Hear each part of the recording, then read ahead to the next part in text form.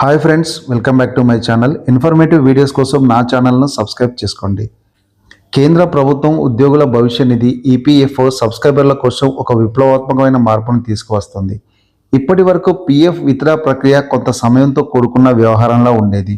కానీ మార్చి చివరి నాటికి రానున్న కొత్త మొబైల్ యాప్ ద్వారా ఇది పూర్తిగా డిజిటల్గా వేగవంతంగా మారబోతోంది.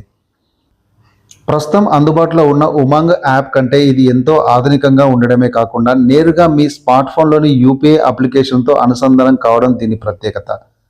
ఈ విధానం వల్ల మధ్యవర్తులు లేదా సుదీర్ఘ నిరీక్షణ లేకుండా అవసరమైనప్పుడు పీఎఫ్ నిధులను తక్షణమే పొందే వీలుంటుంది. ఈ కొత్త మొబైల్ యాప్ నేరుగా భీమ్ యూపీఐ వంటి యూపీఐ ప్లాట్ఫామ్లతో లింక్ చేయబడుతుంది.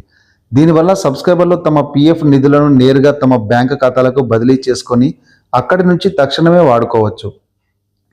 ఈ వ్యవస్థను అభివృద్ధి చేయడానికి ఈపీఎఫ్ఓ ఇప్పటికే సాంకేతిక పరీక్షలను కూడా పూర్తి చేసింది. ఇది డిజిటల్ ఇండియా లక్ష్యాలలో భాగంగా ఈపీఎఫ్ఓ చేస్తున్న అతిపెద్ద సాఫ్ట్వేర్ అప్గ్రేడ్గా పరిగణించవచ్చు. విత్డ్రా పరిమితుల విషయానికి వస్తే ఖాతాదారులు తమ మొత్తం పీఎఫ్ నిల్వలో గరిష్టంగా 75% వరకు నిధులను తీసుకోవడానికి అనుమతి ఉంటుంది.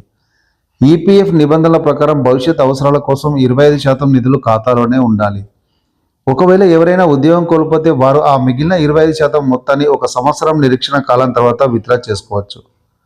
ప్రస్తుతం 7.5 కోట్ల మంది క్రియాశీల సభ్యులతో కలిపి మొత్తం 30 కోట్ల మంది సబ్స్క్రైబర్లు ఈ వ్యవస్థ పరిధిలో ఉన్నారు.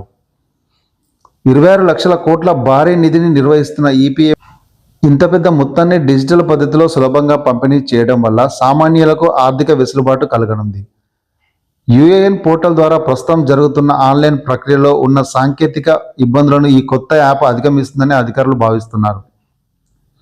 యూపీఐ ఆధారిత చెల్లింపుల వల్ల పారదర్శకత పెరగడమే కాకుండా క్లెయిమ్లు చేసిన కొద్ది నిమిషాల్లోనే డబ్బులు చేతికి అందే అవకాశం ఉంది. మార్చిలో ఈ యాప్ అందుబాటులోకి వచ్చిన తర్వాత ప్లేస్టోర్ లేదా యాప్ స్టోర్ ద్వారా దీన్ని డౌన్లోడ్ చేసుకొని ఆధార్ ఆధారిత ఈకేవైసీ పూర్తి చేయడం ద్వారా సభ్యులు ఈ సౌకర్యాన్ని వినియోగించుకోవచ్చు.